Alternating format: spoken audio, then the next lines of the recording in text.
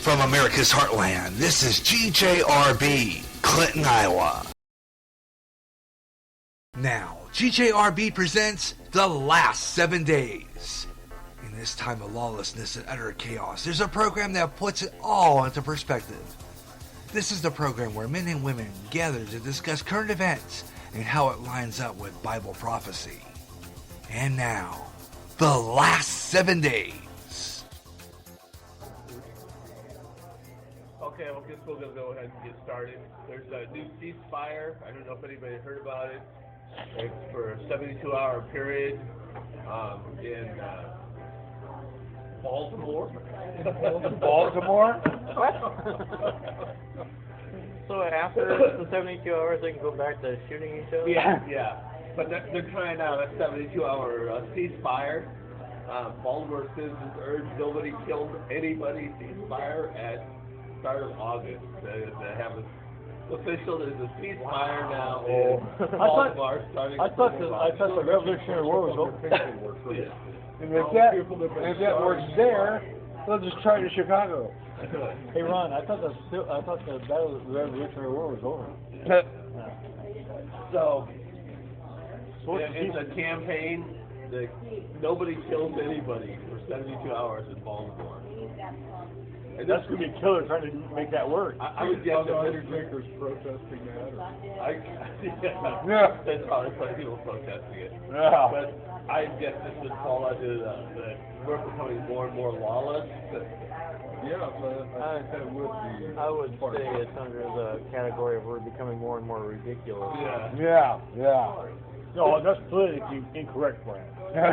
This has nothing to do with the Bible per se, but it is interesting.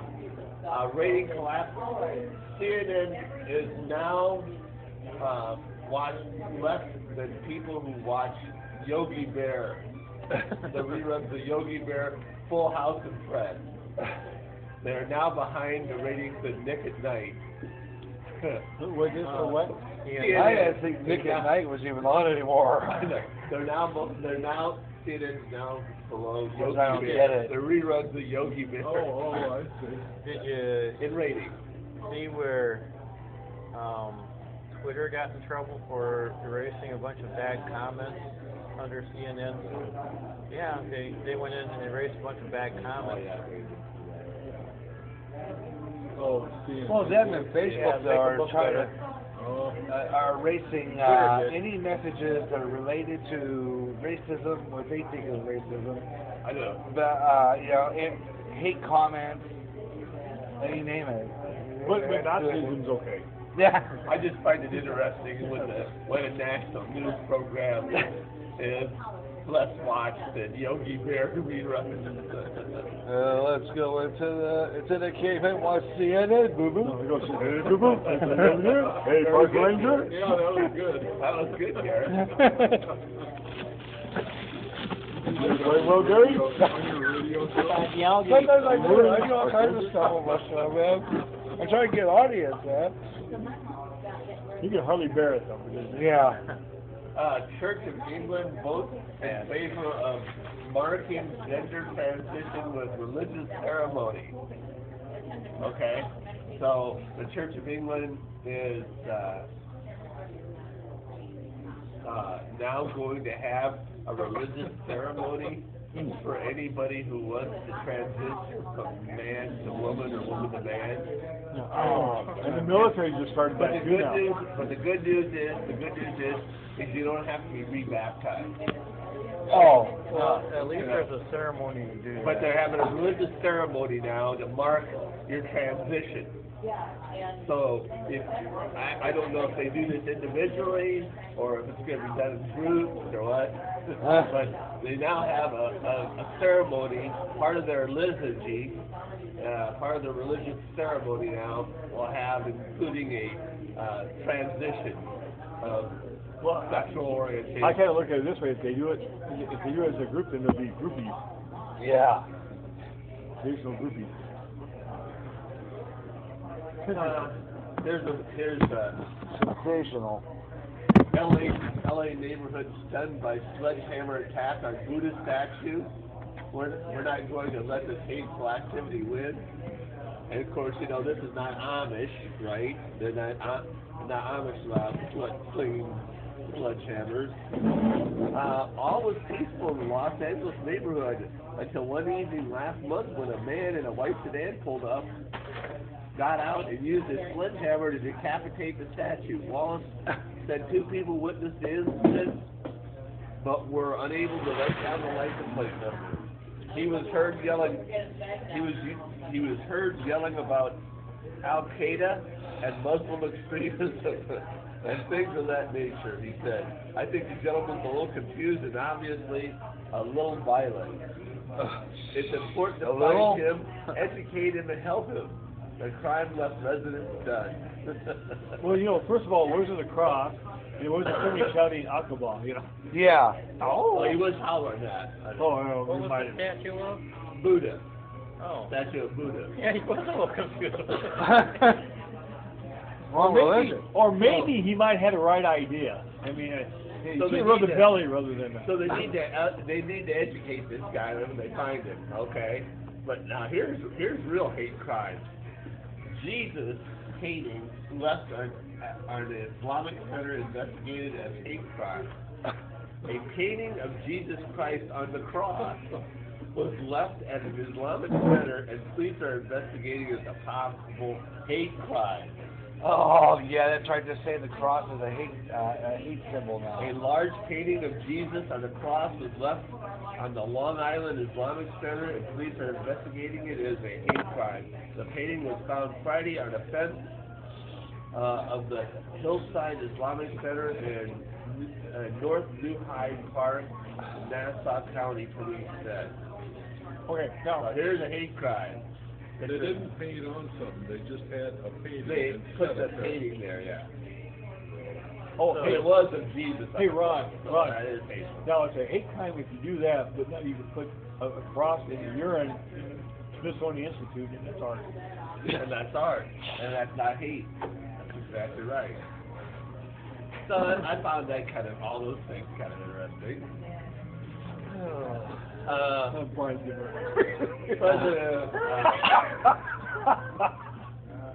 President Erdogan, told BBC, EU wastes Turkey's time. The EU is a waste of Turkey's time. Well, I don't blame him. So, well, it may be true. Well, they're It may expecting be foul true, play. but if they're not on EU side, whose side would they be on? Well, that would be the new one coming up. Or the Russians. They're on the Russian side. Well, that's part of the new one coming up. Yeah, especially there's talk about Germany. Oh, yeah. So what about Germany? Which we'll get to.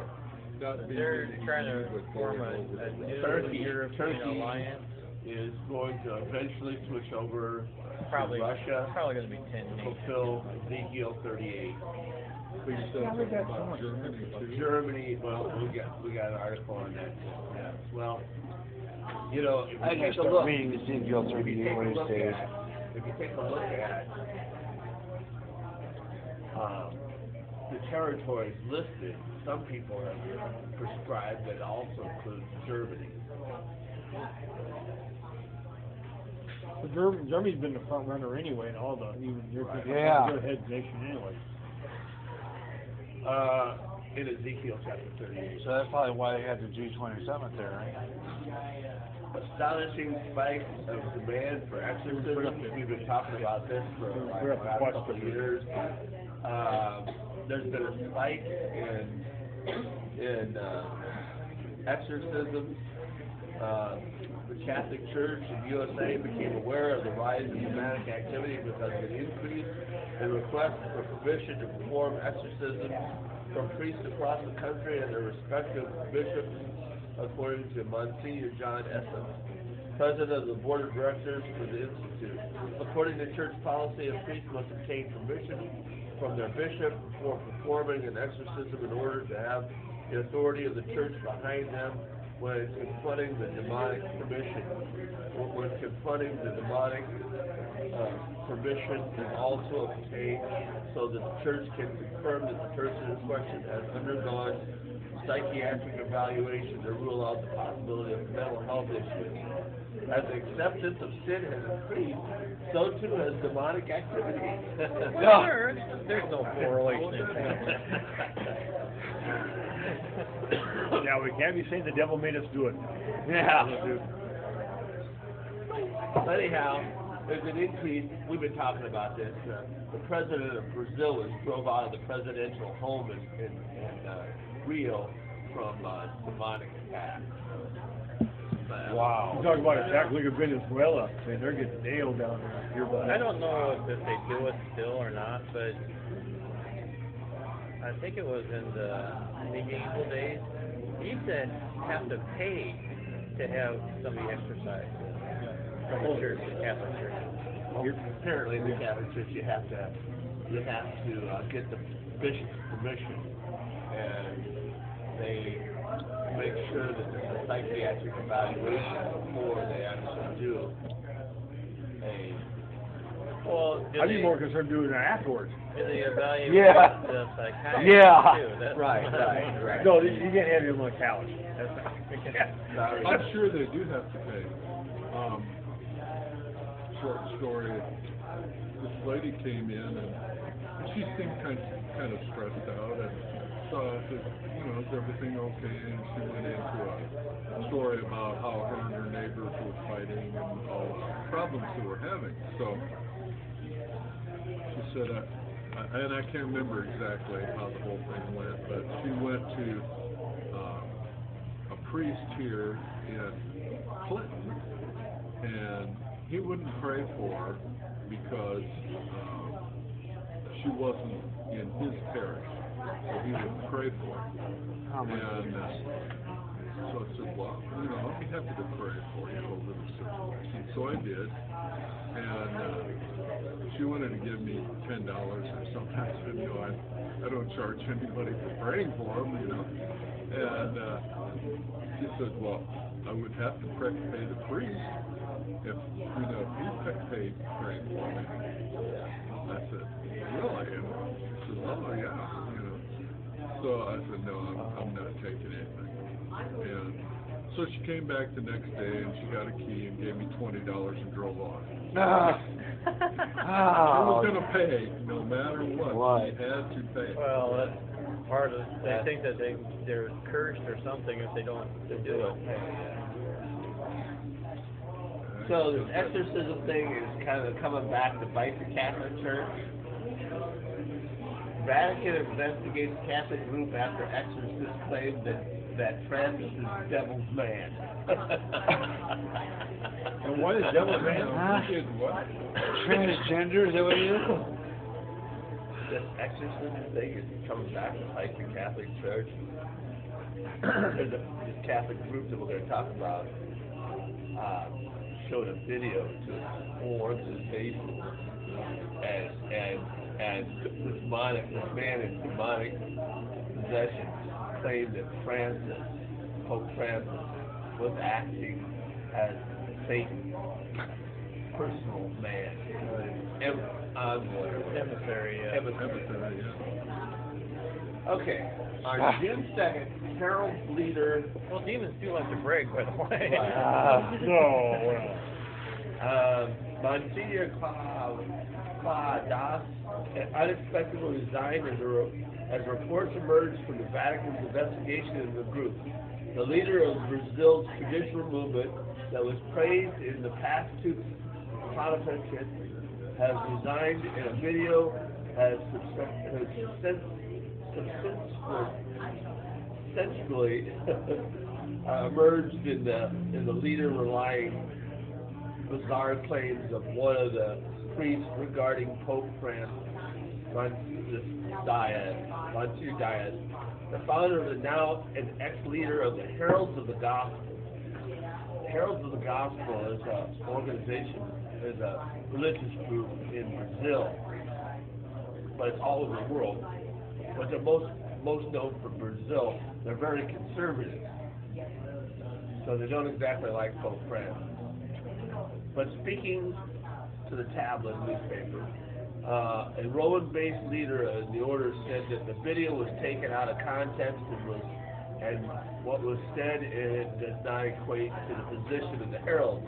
They were simply relying on Satan's message. Oh. The Heralds of the Gospel were founded in Yeah.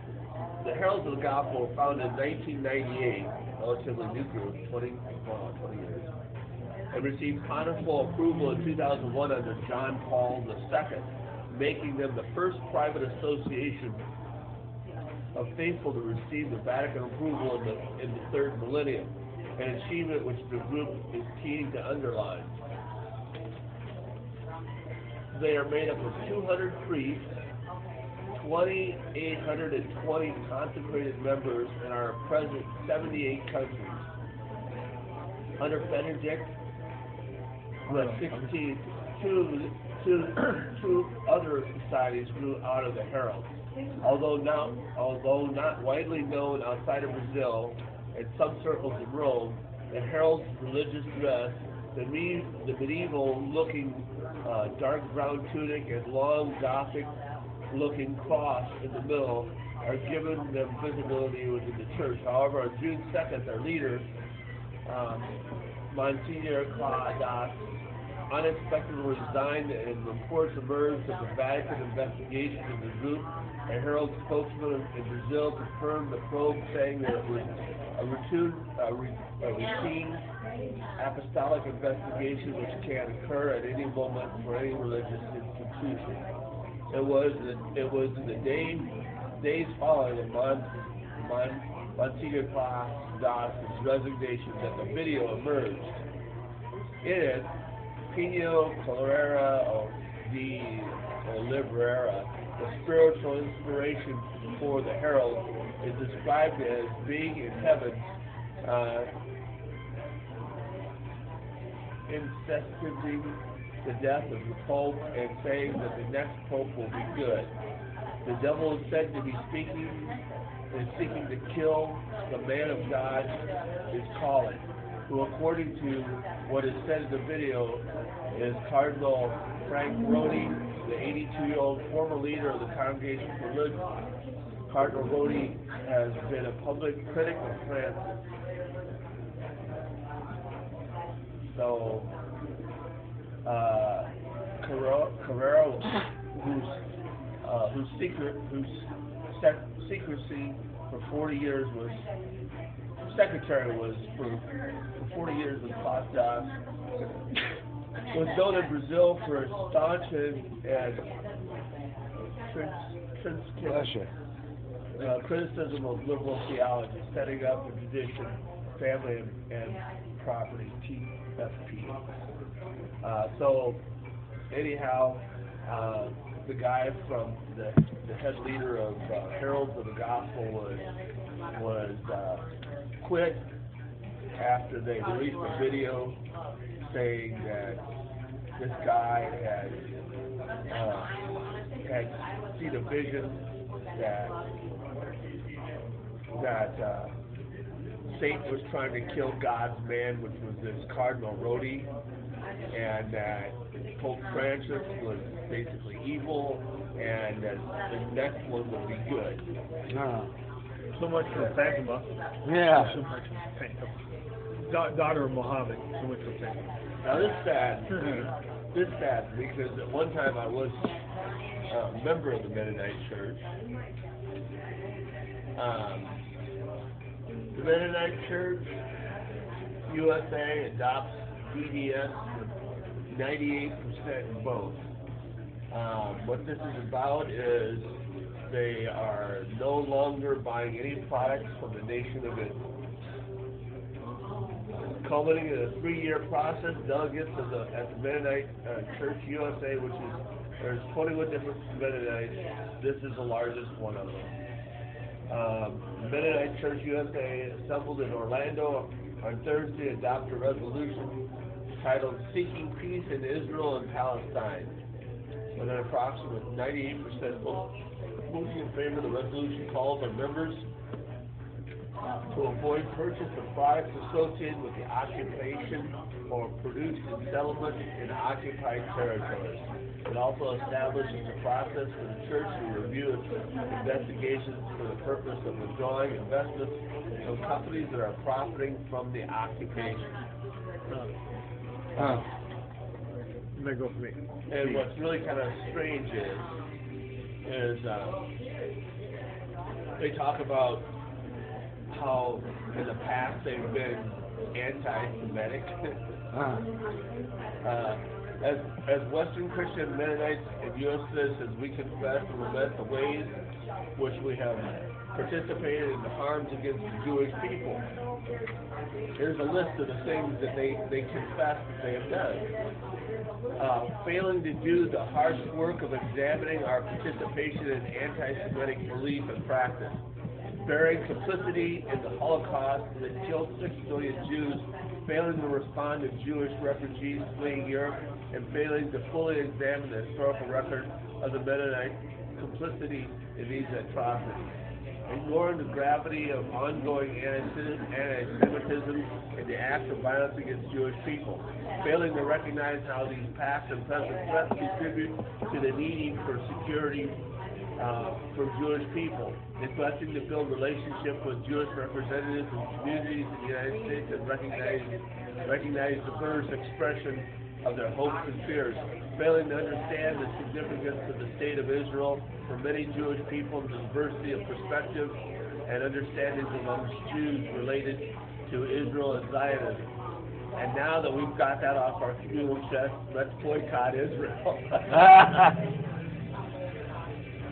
Oh my.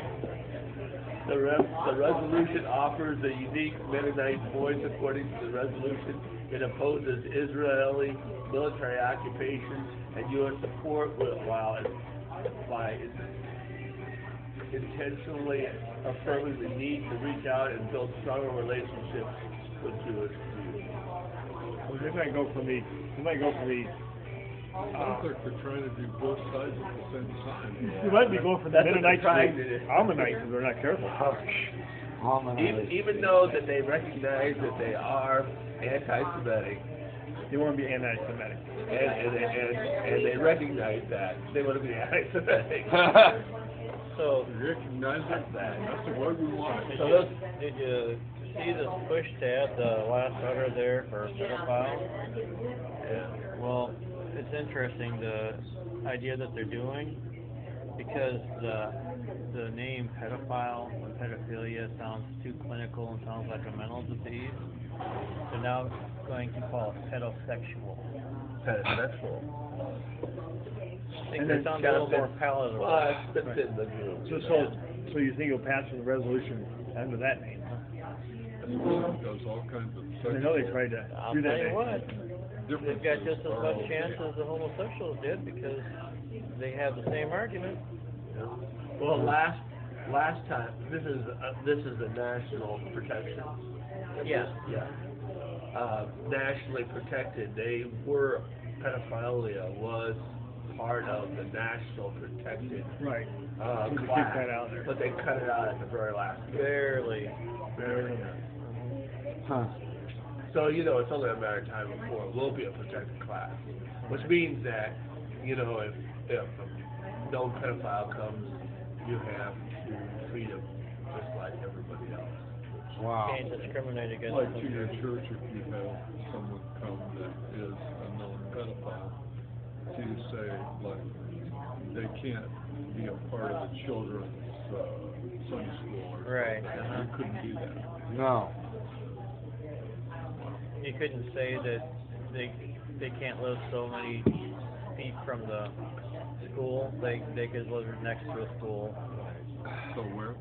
You know how they can't live so many feet from a school? Yeah. Oh yeah. Or a park, or...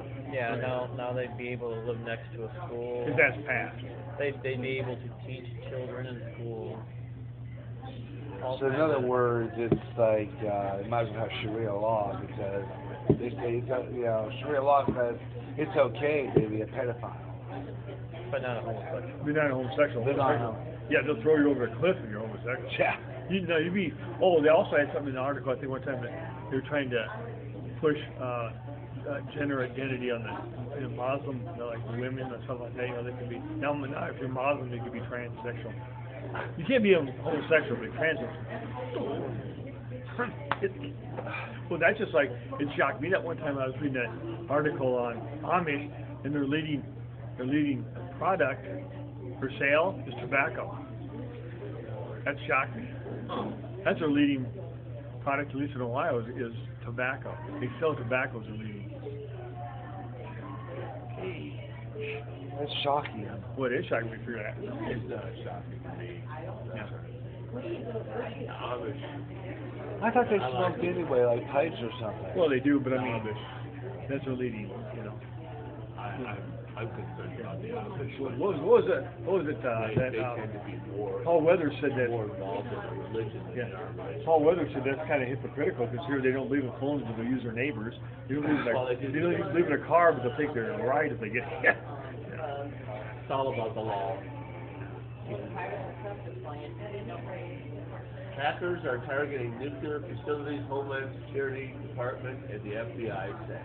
Wonderful. In May, hackers have been penetrating the computer networks of companies that operate nuclear power stations and other energy facilities, as well as manufacturing plants in the United States and other countries. Among the companies targeted, Wolf Creek Nuclear Operating Corporation, which runs a nuclear power plant in Burlington, Kansas, according to the security consultant, and an urgent joint report issued by the Department of Homeland Security and the Federal Bureau of Investigation last week. Now we'll go boom. The joint report was obtained by the New York Times and confirmed by the security specialists who have been responding to the attack. It carried an urgent amber warning, the second highest rating for sensitivity of the threat. The report did not indicate whether the cyber attacks were attempts at espionage, such as stealing industrial secrets, or part of a plan to cause destruction. There is no indication that hackers were able to jump from their victims' computers to the control systems of the facility, nor is it clear how many facilities were breached. Oh, no. In a joint statement with the FBI, a spokesman for the Department of Homeland Security said there's no indication of a threat to public safety, as any potential impact appears to be limited to administrative and business networks. The hackers appear determined to map out computer networks for future attacks, the report concluded. But investigators have not been able to analyze the malicious payload of hackers' posts, which would offer more details into what they were after. Hacking into the nuclear power plant. Oh, that makes you feel sick. What a That's bomb! That should end well. Now, isn't by the Russian leaders, or the North Korean leader? Yeah. North Korean leader is. Oh! Oh, did you hear the latest on that? They sent a missile that could reach Alaska. Yeah. He successfully launched one this time. It didn't blow up or nothing. Dropped it in Japan. Yeah. First of all, all those ones that blew up at a certain height that you would blow up a bomb, an EMP bomb. Yeah. So those weren't failures. Those were just testing of EMP bombs. I heard something about that. They were talking about that on Coast to Coast. They're saying that this whole that it could set off an EMP that could knock our lights out. Because they know that's the first thing we would do if we attacked them with the EMP. Okay. The Economist. Everybody heard of The Economist? It's a magazine on the economy. Economist, get ready for world currency by 2018. Okay, now, this seems like just right in the corner. Yeah. This is a prediction made in 1988. Wow. That in 30 years, there would be a one world currency. You're not understanding the On the cover, I remember this actually. On the cover of the Economist magazine, there is the phoenix rising up, burning cash, but notice the number on the coin. 10? 10, as in the 10 nation currency in Revelation. You get to read. Yeah. January 9th, 1988, 30 years from now, American, Japanese, Europeans, and people in many other rich countries and some relatively poor ones will probably be paying for their shopping with the same currency. Prices will be quoted not in dollars, yen, or D-marks, but in, let's say, the Phoenix. The Phoenix will be favored by companies and shoppers because it will be more convenient than today's national currencies, which by then will seem to be a quaint cause of much disruption to economic life in the last 20th century. And at the beginning of 1988, this appears as an outlandish prediction. Proposals for eventual monetary union proliferation 5 to 10 years ago, but they hardly envisioned the setbacks of 1987. The government of big economies tried to move an inch or two towards a more manageable system of exchange rates, a logical preliminary, it might seem, to a radical monetary reform. For lack of cooperation in their underlying economic policies, they bungled it horribly and provoked the rise in interest rates that brought on the stock market crash of October. These events have chastened exchange rate reformers. The market crash taught them that the pretense of policy cooperation can be worse than nothing, and that until real cooperation is feasible, i.e., until governments surrender some economic sovereignty, further attempts to peg currencies will flounder. But what I found interesting in this was a prediction by the economist, and of course, I don't think there'll be a one world currency by 2018. But you can see how in '88, when this was made, it seemed highly improbable. Wow. But now it does. Yeah. Now it does. Because between this prophecy and now is computers. Yeah. And you know, I talked about last week about e-pricing, where it's coming to grocery store. I'm going to talk to my friend at Hy-Vee, the manager of Hy-Vee, and see what he has to say about it. I haven't caught him yet, but it just shows you how close we are getting to a one-world economy. Wow. And I found it interesting that 10 was on the number of the coin, like the 10-nation confederacy, which would be where the Coin cheese, how the heck do you fit that in your pocket? I just found that kind of interesting. Yeah. Does that sound like Stephen Daniels? Yeah, It sounds like Revelation chapter 6. I'm calling it the phoenix rising out of Asia. Yeah, that's been part it used to of be the Stephen Illuminati Right. prophecies forever. The Phoenix. The whole idea is to cause chaos, and then out of chaos comes order. Yeah, I've always noticed that's what happens when you blow something up. There's a lot of order. Which is, interestingly enough, is also Islamic prophecy. Yeah. What's the wording on Well, it, you know? think of back in the year 2000. If you would have said that America would surrender their sovereignty to be part of a one world system, people think you were out of your mind. Yeah. But now it's looking more real every day. Yeah, well, after 9/11, There was a reason for it. and then all of a sudden... Makes you wonder if 9/11 was rigged then. You know? Well, you're not the only person that's wondering that, Gary. Yeah. Well, Alex Jones, I used to always listen to. he always believed that other building was blown up on purpose. If it didn't happen, do you think that America would have ever accepted national security, the NSA? You think, yeah, the Patriot Act, and all of it. We took it lock, stock, and barrel because people thought, this is the only way we can be secure. Fear is a big motivator. Ron, let me ask you this question personally. How far do you think we are from accepting two-thirds? Well, I think we're a few years away. But, I mean, it looks like to me that probably 5 years too soon. I think that America's position as a world power has to be threatened in order for us to accept it. I think Korea.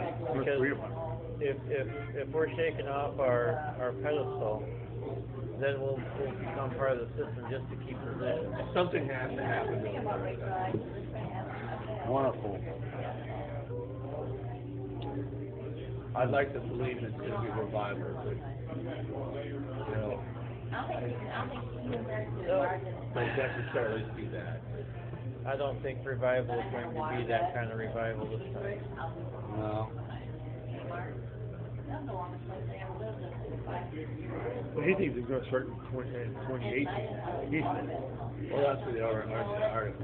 Did you see that Back in '88. England had their largest revival meeting held, broke the records of Billy That's Graham how I got married the first time. just last week. Did what now? They had their largest revival meeting. It broke Billy Graham's record back in, I think it was '68, and they had, I can't remember how many. It was like 240,000 people. Wow. I didn't think there was 240,000 Christians left. Or people interested in Christianity. Yeah. Well, that may have been the people that showed up. That doesn't necessarily mean they're all Christians, though. That lady I worked with at Holiday Inn in Cedar Rapids in, I don't know, what year it was, 1980, somewhere around there. I talked to her and I said, and I was sharing Jesus with her. I said, what would people in England think, about the bear here? So that they wouldn't even know what you were talking about. You what now?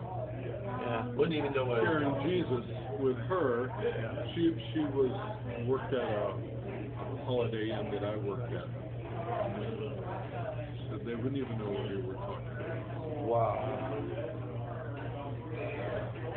Well, And a lot of the churches there, she said, or she maybe didn't say, but maybe used to have been turned into barns. Yeah. Yeah. that's like when I was talking to the Jeffries, he said he didn't even know that the concept of the rapture. Yeah. It was completely foreign to him. He said nobody ever teaches that over in England, Nobody. and they didn't even understand the concept of hell and repentance. What? Yeah, Who is this? this is a guy that Pastor or used something? to, no, he used to come to our church way back, but he came from England. He was a really smart guy. Is he the guy that He was was- jewelry or something? Yeah. Yeah, okay. He was your old board operator. Didn't have They any didn't know the concept. rapture, and they didn't know about They didn't know about the rapture. They know any of that stuff over there. Yeah, they didn't believe there was a hell, And that's the reason why. Yeah, there's people who believe there's no hell. and the idea of repentance was completely foreign to him. He didn't have any concept that belonged in Christianity, because that would, mean that he had something to be sorry for. Most of the churches over in England are dead, but they just don't know it yet.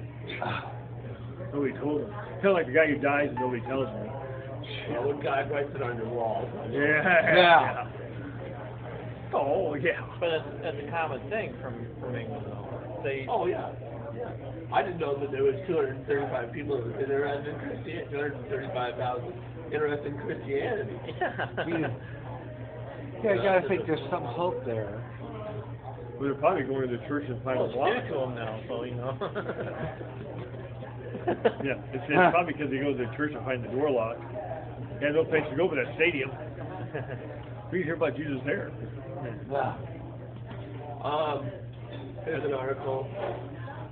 Uncovered, Germany on its way to fulfill role as Israel's biblical arch enemy Amalek.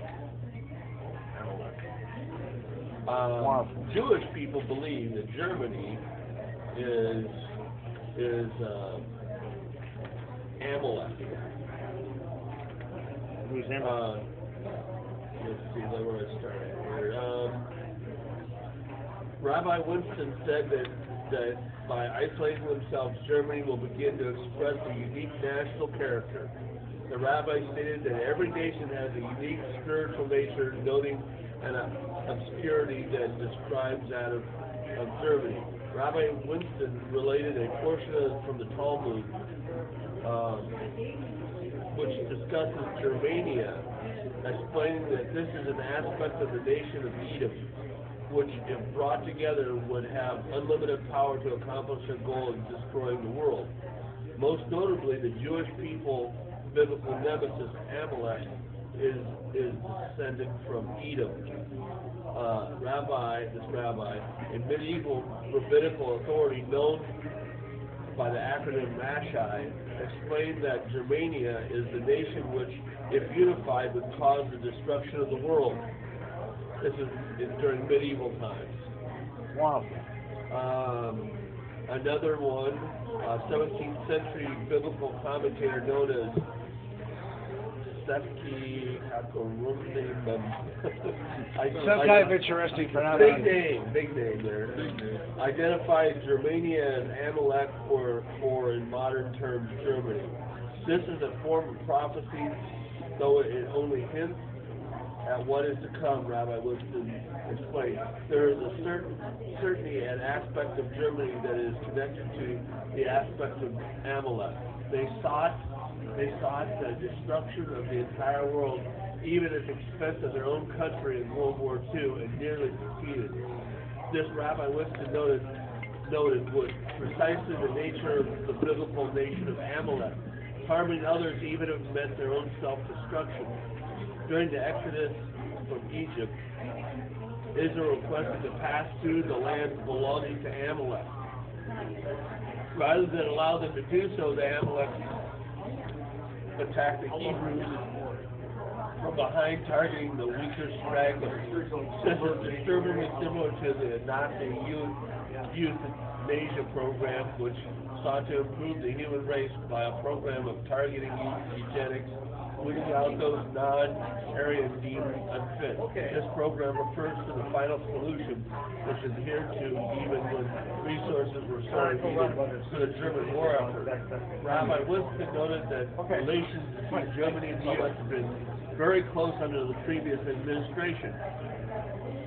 What is it about the U.S. that Merkel is suddenly rejecting Rabbi Winston? And more importantly, what are the implications for redemption? Rabbi Winston noted that Trump is not the cause of this alienation, but the catalyst whose very presence causes a powerful reaction. Trump's objectives are old school American, represent the aspect of America that is based on the Bible, Rabbi Winston said. This is what Merkel needs to reject. Germany, the rabbi notes, is actively involved in trying to fix the world, demonstrated by their own open borders to Syrian refugees, even the expense of their domestic security, for example. But not all social reform is moral, the rabbi stated, citing Proverbs 14:34. Righteousness exalts a nation, but sin is a reproach to any people. The rabbi noted that frequently destructive movements can be presented in a positive, even messianic terms. Fascism and Nazism were not initially destructive or imperialistic, by Winston noted. They were perceived as by academics as a messianic movement intended to fix mankind. Merkel's coming in the guise of social justice, but her actions will be ultimately